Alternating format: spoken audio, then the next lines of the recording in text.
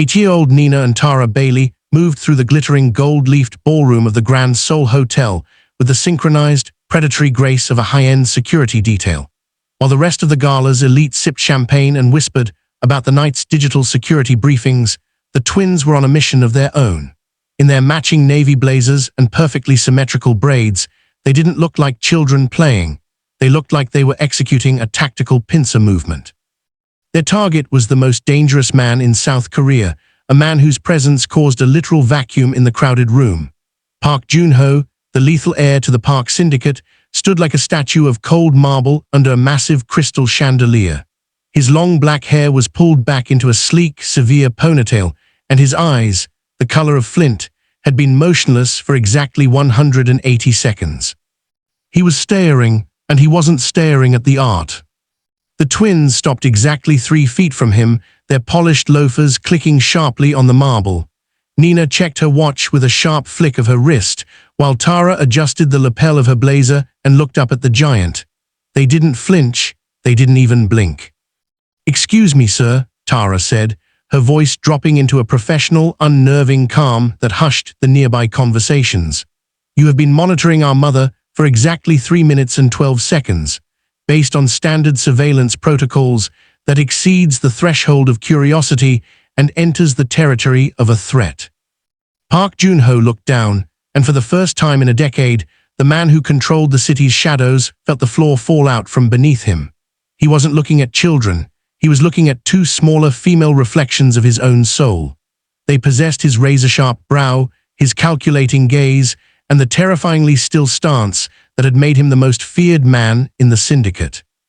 "I asked you a question," Nina added, her eyes narrowing in a way that was hauntedly familiar to the man standing before her. "Why are you staring at her as if you're calculating her market value for a hostile takeover? Is there a business proposal on the table, or are we going to have a problem?" Across the room, Tracy Bailey felt the sudden, icy shift in the atmosphere. She turned, her heart dropping into her stomach as she saw her past and her present colliding in the center of the room. 8 years of London fog, encrypted identities, and midnight flights vanished in the heat of Joon-ho's gaze. Joon-ho didn't look at Tracy yet. He couldn't. He was paralyzed by the 2 tiny strategists who possessed his DNA. "What are your names?" he managed to rasp, his voice rough with a shock he couldn't hide. "Identification requires a reciprocal exchange of credentials, sir," Tara replied, crossing her arms. "And right now, your security clearance with us is 0. The data streams on the monitors had always been Tracy's sanctuary, a chaotic dance of green code that made more sense than the whispered politics of the Park Syndicate. 8 years ago, she hadn't been a mother or a fugitive. She had been the most expensive cybersecurity consultant in Asia, a ghost in the machine hired to build a digital fortress around an empire built on blood. She remembered the hum of the server room, the sterile scent of ozone, and the constant, heavy weight of a presence she didn't need to look up to identify. Park Joon-ho never used the door like a normal man. He materialized in the shadows of her office, a silhouette of tailored silk and lethal intent. In those days, his ponytail was often loose, a dark spill of hair that made him look less like a CEO and more like the wolf he truly was. He would lean over her shoulder, his chest inches from her back, ostensibly to monitor the encryption progress. But Tracy knew better. The heat radiating from him was a distraction no firewall could block. He didn't just want her code. He wanted the woman who could speak the language of the machines he feared. "The logic is flawed, Joon-ho," she had whispered one midnight, her fingers pausing over the mechanical keyboard. "You're trying to encrypt a legacy that is inherently messy. You can't hide the syndicate's shadows with a few lines of C++. "Then don't hide them," he had murmured, his voice a low vibration against the shell of her ear. "Own them, like I own you for the duration of this contract." The air between them had been a live wire, humming with an illicit frequency that threatened to burn them both. Tracy knew the rules. The Park family didn't mix with the help, especially not American help with a moral compass that pointed too far north. But Joon-ho was a gravity she couldn't escape. He would challenge her algorithms just to hear her argue back, his eyes darkening every time she stood her ground. It wasn't just professional respect. It was a hungry, desperate recognition. In the quiet hours before dawn, The lines between consultant and consort had blurred into a dangerous smear. Their touch was a security breach they both welcomed, stolen kisses in the elevator, fingers interlaced behind the closed doors of the penthouse suite, and the terrifying realization that Tracy had hacked into the one thing she should have avoided, the heart of a mafia prince. She had been the only one brave enough to look at the man behind the monster, and he had been the only one powerful enough to make her forget that in his world, love was the ultimate liability. They were playing a game with no winning move, building a house of cards in the middle of a hurricane, blissfully unaware that the storm was already closing in. The sanctuary of the server room felt like a cage the moment the digital test on the bathroom counter blinked its verdict. Tracy stared at the result, her breath hitching as two distinct lines pulsed on the small screen, a mirror image of the life already dividing within her. She didn't need a doctor to tell her what her intuition already knew. She wasn't just carrying a legacy, she was carrying two. The double heartbeat felt like a drumbeat of war. Syndicate's council was a collection of ancient, stone-faced men who viewed lineage as property and blood as a strategic resource. To them, a child of Park Joon-ho was a pawn to be groomed. A child of mixed heritage, born to an American outsider, was either a weapon to be seized or a stain to be bleached from the family tree. Tracy leaned her forehead against the cold glass of her office window, watching the black sedans of Joon-ho's security detail circle the estate like sharks in a moat. If the council found out, they wouldn't just take the Barbies. They would erase the mother to ensure the heirs were raised in their cold, ruthless image. The decision crystallized when she heard the heavy, rhythmic tread of boots in the hallway. It wasn't Joon-ho's confident stride, it was the measured, hollow march of the elders' enforcers. They were already watching her more closely, their protection feeling more like a slow-motion kidnapping. She realized then that Joon-ho, for all his power, was still a prince in a kingdom ruled by ghosts. He could protect her from a bullet, but he couldn't protect her from a tradition that demanded total control over the next generation. "I won't let them turn you into monsters," she whispered, her hand instinctively shielding her stomach. She had spent months building the Park Syndicate's digital infrastructure. Now she began the painstaking work of dismantling her own existence. With the precision of the master hacker she was, Tracy began scrub-patching her digital footprint, creating a trail of ghost data that led toward Tokyo while she booked a cash-only flight to London. She couldn't tell Joon-ho. To tell him was to make him a conspirator, forcing him to choose between his empire and a future he hadn't yet imagined. Under the cover of a simulated power surge that blinded the estate's cameras for exactly 90 seconds, Tracy slipped through the service entrance. The rain was a cold, grey curtain as she stepped into a waiting taxi, leaving behind the only man she had ever loved. As the car sped toward Incheon, she looked back at the glowing towers of the Park Empire one last time. She was no longer just a cybersecurity consultant. She was a mother on the run, and the extraction had just begun. London's grey skies and the hum of the underground became the backdrop for a life Tracy had never anticipated, one where she wasn't just hiding from the world's most dangerous men, but trying to keep up with the world's most dangerous toddlers. By the time Nina and Tara were 4, it was clear that genetics had played a terrifyingly efficient trick on her. They hadn't just inherited Joon-ho's lethal focus and stoic bone structure, they had inherited Tracy's digital intuition, amplified by a generational leap she couldn't explain. Her modest flat in South Kensington was less of a nursery and more of an unsanctioned R&D lab. While other parents were child-proofing cabinets to keep their toddlers away from cleaning supplies, Tracy was forced to encrypt her router with military-grade protocols to keep her 3-year-olds from accidentally rerouting a local delivery drone or liquidating her modest savings account into a crypto wallet. It was a strange, exhausting existence. She would spend her mornings teaching them the alphabet and her afternoons explaining why social engineering, their nursery teacher into giving them extra snacks, was a violation of ethical boundaries. "Mom, the encryption on the neighbor's smart lock is embarrassingly primitive," Nina had remarked one afternoon, barely tall enough to reach the kitchen table, her small fingers flying across a tablet she'd modified herself. "I've improved the logic for them. It took 45 seconds. Tracy had looked up from her coffee, a mixture of pride and pure, unadulterated terror cold in her chest. She saw her daughters not as children, but as two tiny, braided tacticians who saw the world in terms of vulnerabilities and exploits. They didn't just play with dolls, they dissected them to understand the mechanical joints.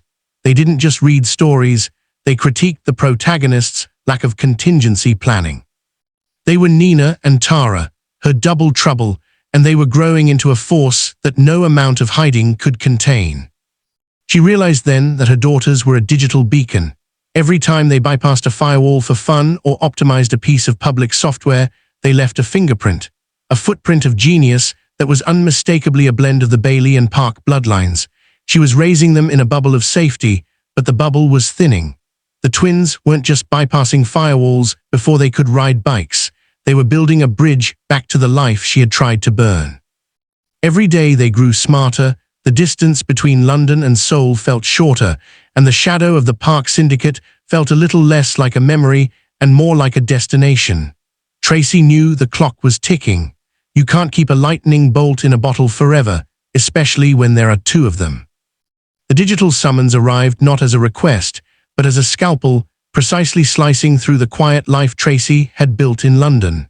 The email was encrypted with a key only 3 people in the world possessed, and the message was a high-resolution photograph of Nina and Tara boarding the school bus. It wasn't a death threat. That would have been too clumsy for the syndicate. It was a contract.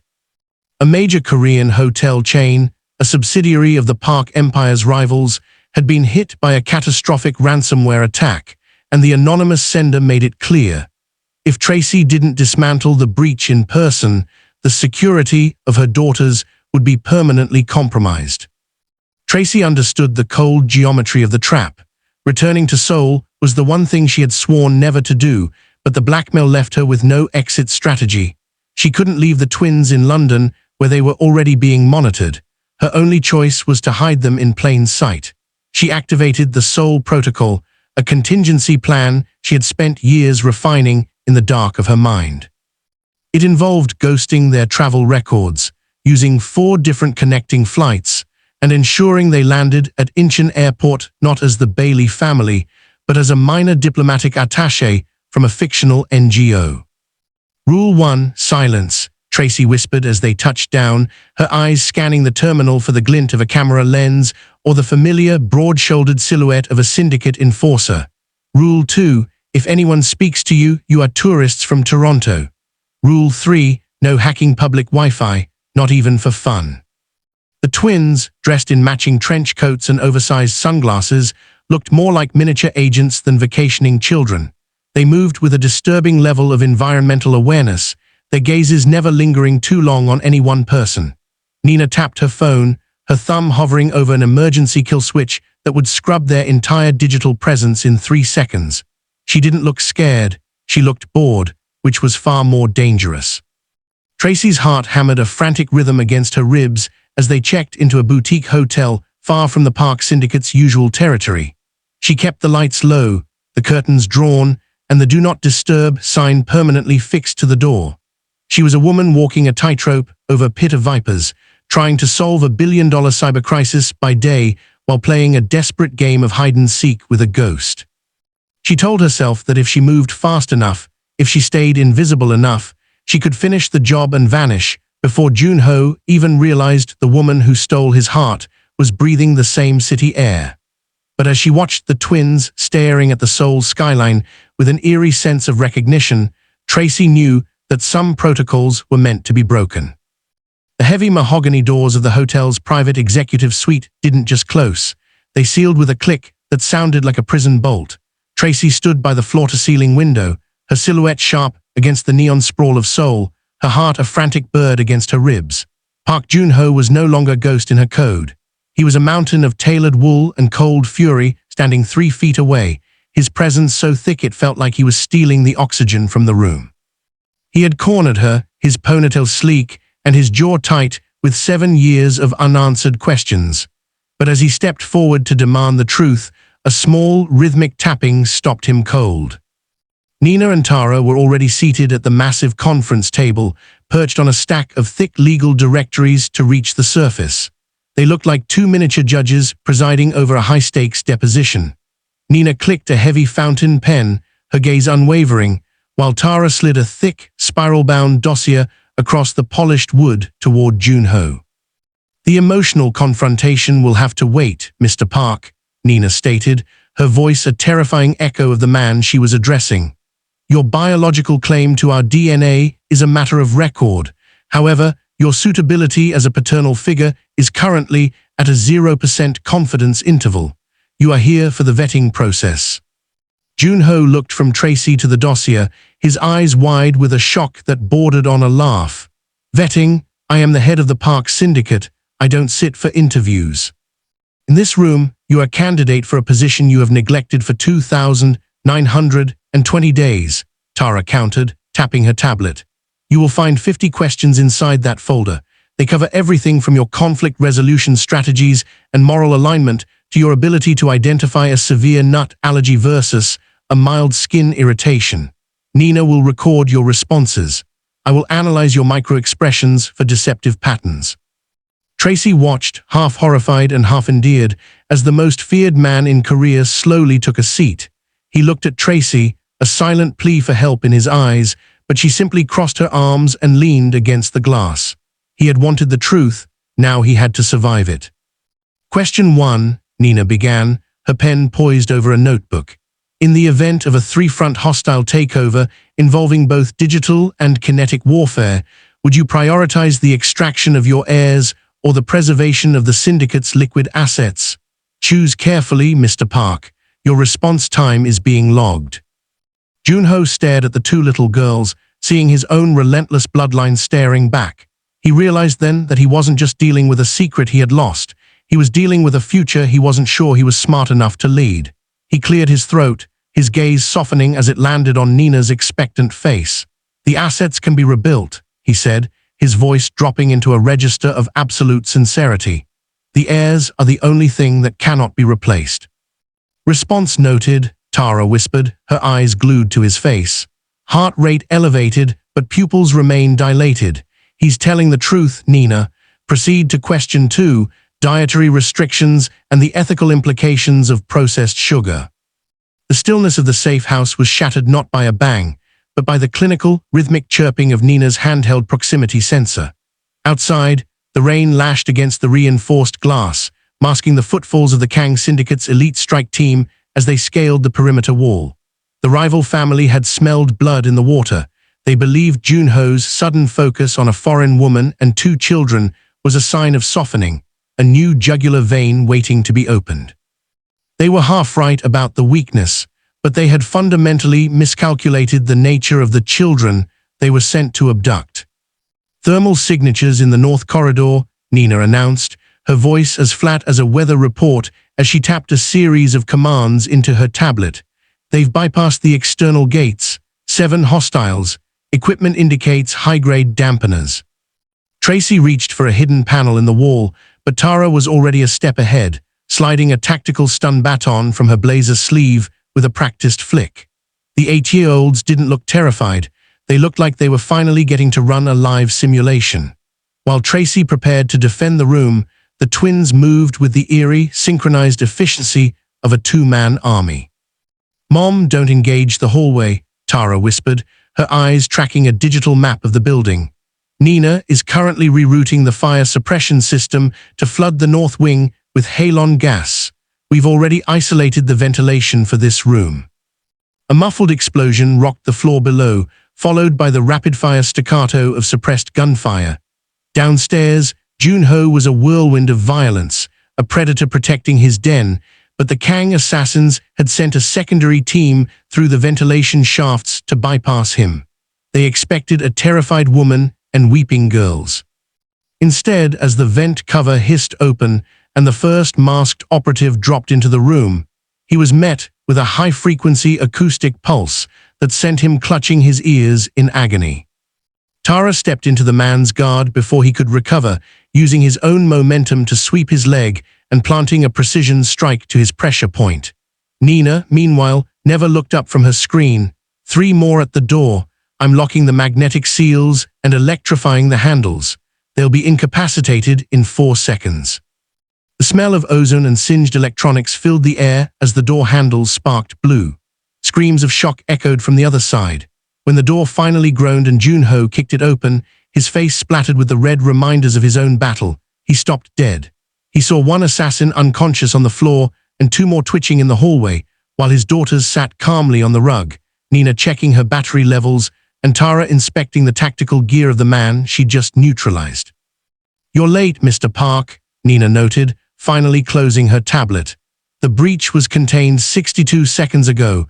We've also traced the origin of their encrypted comms to a server in Busan. You might want to handle that before they attempt a reboot." Joon-ho looked at the twins, then at Tracy, who was holstering a weapon she hadn't even needed to fire. For the first time, the Mafia boss realized that he hadn't just brought a family into his world, he had brought a reinforcement. The dining hall of the Park ancestral estate was a cavern of dark cedar and oppressive history, where the air tasted of ancient incense and cold power. Under a chandelier that dripped with thousands of hand-cut crystals, a dinner was being served that felt less like a family meal and more like a high-stakes disarmament summit.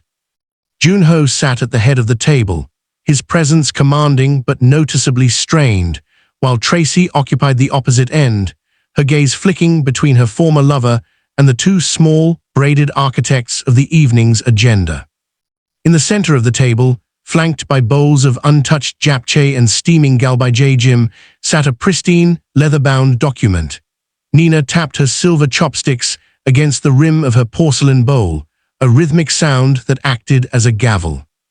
"The recent security breach in the North Wing has highlighted significant vulnerabilities in the current family infrastructure," Nina began, her voice cutting through the silence with clinical precision. "While your kinetic response was adequate, Mr. Park, the defensive perimeter is reactive rather than proactive. We are prepared to offer our consulting services to modernize the syndicate's firewall architecture, but we require a formal equity stake to ensure our interests are aligned with the organization's longevity." Joon-ho paused with his wine glass halfway to his lips, his dark eyes shimmering with a mix of disbelief and growing pride. "Equity? You're 8 years old. Most children your age ask for a bicycle or a dog."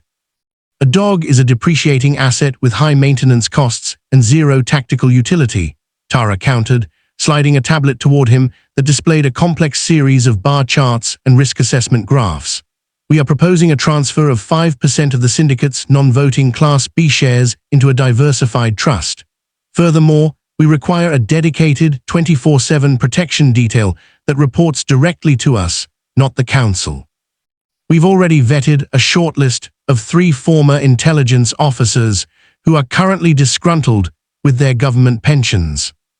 Tracy took a slow sip of water, hiding a smirk behind the glass. She saw Joon-ho's jaw tighten, not in anger, but in the realization that he was being outmaneuvered by his own bloodline. The twins weren't just asking for an allowance, they were negotiating a treaty of independence. They wanted the protection of his name without the leash of his tradition. 5% is a significant portion of the family's holdings, Joon-ho murmured, his voice dropping into the low, gravelly tone he used for boardrooms. "The council would view that as a declaration of war." "Then let them," Nina said, her eyes narrowing as she mimicked his exact stoic lean. "We've already mapped the council's offshore accounts. If they contest the transfer, we'll trigger a series of automated audits that will keep their legal teams occupied until we graduate from university. Do we have a treaty, or should I begin the data dump?" The silence that followed was heavy with the scent of lilies and the weight of a changing dynasty. Joon-ho looked at Tracy, who offered only a slight, knowing nod. He turned back to the twins, reaching for the fountain pen tucked into his breast pocket. As he signed the bottom of the peace treaty, he realized the syndicate was no longer just his empire to rule, it was a playground for the next generation of predators. The glass walls of the Park Syndicate's primary skyscraper vibrated with the low-frequency hum of a lockdown in progress. The council had finally made their move, deciding that Joon-ho's domestic distractions were a virus that needed to be purged. In the chaos of the orchestrated blackout, Tara had been snatched from the secondary security lounge. Now, the sprawling headquarters was no longer a seat of power, it was a vertical war zone. Joon-ho moved through the corridors with a cold, kinetic fury, his tailored suit jacket discarded, and his white shirt sleeves rolled up to reveal the dark ink of his syndicate tattoos. He was a man returned to his primal state, a predator whose den had been violated. Beside him, Tracy was a blur of digital and physical precision. She didn't carry a gun. She carried a tactical laptop strapped to her forearm, her fingers dancing over the keys as she forcibly overrode the building's security overrides. "They've taken her to the helipad sublevel," Tracy said, her voice tight but steady as she bypassed a biometric scanner on a heavy titanium door. "Nina is ghosting our signatures on the internal sensors, but we have a tactical squad approaching from the stairwell. 12 hostiles, heavy armor." "Hold the door," Joon-ho rasped, checking the magazine of his chrome handgun. "I'll handle the squad, you find the path." As the door hissed open, a hail of gunfire chewed into the expensive marble flooring. Joon-ho stepped into the fray with the terrifying calm of a man who had been raised by wolves. He didn't just fight, he dismantled. Every shot was a calculated move, every strike a masterclass in Mafia-style execution. Behind him, Tracy was fighting a different kind of war. She surged into the building's mainframe, her code acting like a digital wildfire, melting the council's encryption and turning their own automated turrets against the guards. They reached the sublevel just as the council's lead enforcer was forcing a crying Tara toward an idling elevator. The sight of her daughter, the small girl with the messy braids and the sharp mind, now clouded by fear, snapped something inside Tracy. She didn't wait for Joon-ho's lead. She slammed a command into her tablet that triggered the fire suppression system, blinding the room in a thick, white chemical fog. Through the haze, Joon-ho was a shadow of vengeance. He moved through the mist, the silenced thud of his weapon echoing against the concrete. By the time the fog cleared, the council's men were a collection of groaning heaps on the floor. Tracy scooped Tara into her arms, the girl's small fingers clutching at her mother's tactical vest. Joon-ho stood over the fallen enforcer, his gaze landing on the man's radio. He picked it up, his eyes meeting Tracy's over Tara's head. "Tell the council to prepare their final statements," he said into the device, his voice a low, lethal promise that shook the air. "The extraction is over. The purge begins now." The blood-stained politics of the Park Syndicate were finally washed away by the relentless spring rains of Seoul, replaced by a silence that was no longer heavy with threat, but with the weight of a new era. The council had been dismantled not with a whimper, but with the cold, surgical efficiency that only the combined force of Joon-ho's steel and Tracy's code could achieve. The traitors had been purged, their assets liquidated into the girls' trust funds, and their seats at the mahogany table were now empty, waiting for a lineage that would never again be kept in the shadows. The ancestral courtyard of the Park estate was transformed into a sea of white orchids and traditional silk. It wasn't just a wedding, it was a coronation. Under the shadow of the ancient pagoda, Park Joon-ho stood in a tuxedo of midnight silk, his long hair tied back with a silver thread. Beside him, Tracy Bailey was a vision of defiant grace, her lace gown trailing against the stone path, her eyes finally free of the hypervigilance that had defined her for 8 years. She was no longer a consultant or a fugitive. She was the matriarch of a reformed empire. But the true architects of the day's perfection were stationed at the altar like tiny, formidable generals. Nina and Tara, wearing matching white blazers and their hair woven into intricate, crown-like braids, didn't hold flower baskets. Instead, they held slim, customized tablets. As chiefs of staff for the new Bailey Park dynasty, they had coordinated everything from the biometric guest screening to the precise timing of the traditional tea ceremony.